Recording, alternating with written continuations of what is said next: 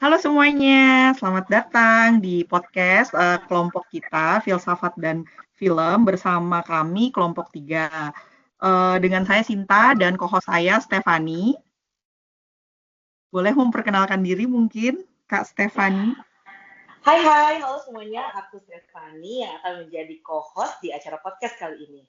Siap-siap, karena episode kali ini bukan hanya membahas film klasik Groundhog Day yang waktu itu tayang tahun 1993 ya, cukup lama, tapi juga filmnya sangat syarat akan pemikiran mendalam dari filsuf-filsuf abad pertengahan.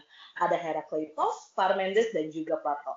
Percayalah, ini bukan hanya obrolan biasa, dan juga kita sebelum memulai podcast ini, mungkin aku bisa kali ya kenalan dulu nih Mbak Sinta sama narasumber-narasumber yang ada dalam studio virtual kali ini ya. Yang pertama itu ada Mas Yuko, yang kedua ada Mbak Vio, ketiga ada Dinda, keempat ada Pak Dewa, kelima ada Catherine, keenam ada Mbak Satija, dan juga Mas Novi dan Mr. Lee. Oke, selanjutnya Mbak Sinta, silahkan. Oke, tanpa berlama-lama kita mulai aja ya dari masalah utamanya. Pak Yuko, menurut Pak Yuko, problem utama dari film ini apa? Baik, Mbak Sinta. Jadi problem utama dari film ini adalah jebakan waktu yang tidak berkesudahan. Phil Connors, sang pembawa acara cuaca, terjebak di tanggal 2 Februari berulang-ulang. Awalnya, dia pakai situasi ini untuk kepentingan pribadi, tapi akhirnya dia sadar kebebasan bukan mengubah dunia luar, tapi mengubah dirinya sendiri. Oh, menarik ya, Mas Yuko ya, untuk problem utama film ini kayaknya juga bisa dilihat dari kacamata filsuf Herakleitos ya. Kavio, bisa mungkin dijelasin kira-kira kalau misalnya dari kacamata Herakleitos, problem utama film ini apa ya? Herakleitos bilang, Pantarai sesuatu mengalami. Walaupun hari pil sama, namun dirinya tidaklah sama. Ia bertransformasi dari egois menjadi peduli. Ia mulai membaca pola harinya, menata hidup selaras dengan perubahan, seolah mengikuti logos yang mengalir dalam arus kehidupan. Dalam loop itu, Pil belajar bahwa perubahan adalah hukum alam, dan manusia harus memahami logos agar hidup bijak.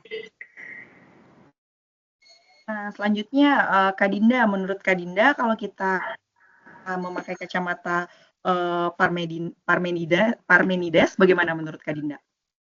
Halo guys, wah seru banget nih. Jadi kalau misalnya kita pakai perspektif Parmenides, dia tuh percaya kalau perubahan itu cuma ilusi. Bayangin deh, realitas itu kayak di pause gitu, nggak ada yang bergerak. Nah, jadi dunia Pale Grounding Day itu bener-bener ngegambarin ini tiap hari sama, kayak kaset yang muter-muter ulang terus sampai bikin frustasi. Tapi yang asik adalah film ini juga kasih twist nih. Walaupun dunia luar nggak berubah, ternyata hati dan pikirannya Pil bisa banget berubah. Dan justru dari situ, dia menemukan kebebasannya. Nah, jadi kesimpulannya adalah, meski hidup kelihatan monoton, perubahan diri itu selalu mungkin dan malah bisa jadi titik balik terbesar. Seperti itu. Wah, seru banget ya Kak Dinda ya. Nah, ini udah ada nih, dari kacamata Herakleitos udah, Parmenides udah. Kayaknya kurang nih kalau misalnya kita belum tahu kalau misalnya menurut pandangan filsuf terkenal, yaitu Plato. Nah, kira-kira nih Pak Dewa, bagaimana ya menurut pandangan Plato, Pak? Ya, makasih Mbak Stefani gitu. Kalau kita melihat dari filsuf Plato ya, dia membedakan dengan dua hal, yaitu membedakan dengan dunia indera yang berubah dan dunia ide yang abadi.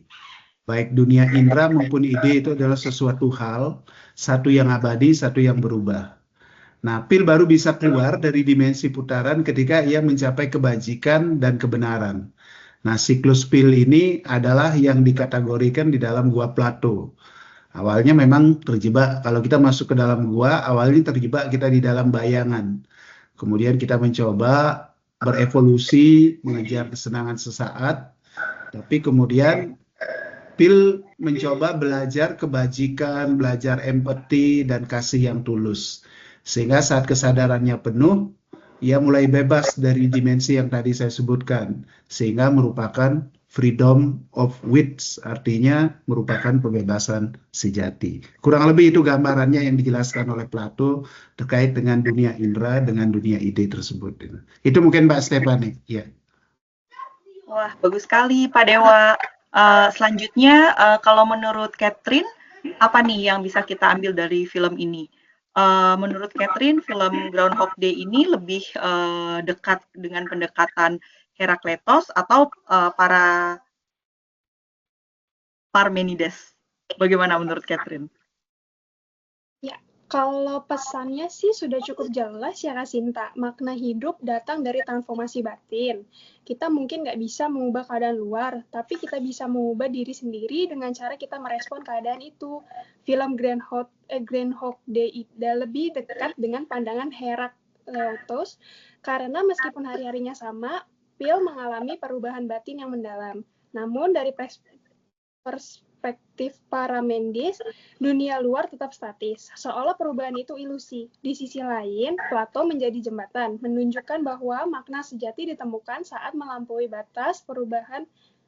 perubahan semu dan mengajar nilai yang abadi, yaitu kebaikan. Seperti itu sih Kak Sinta untuk pesannya.